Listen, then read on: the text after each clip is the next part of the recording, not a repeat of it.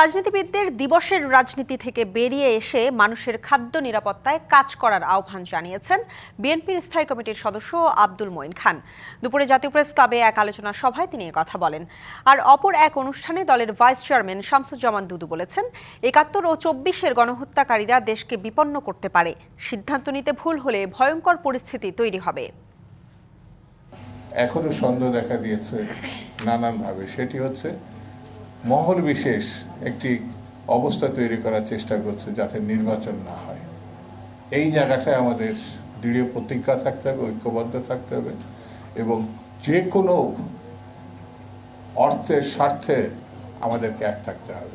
আজকে এই সরকার এসে বলছে সংস্কার করবে, অন্তর্বর্তীকালীন সরকার, এবং তারা এমন একটি অবস্থান নিয়েছিল, তারা সংস্কার করে বাংলাদেশকে একটি কি বলে এটাকে, একটি স্বপ্নিক দেশে তারা রূপান্তরিত করে দেবে।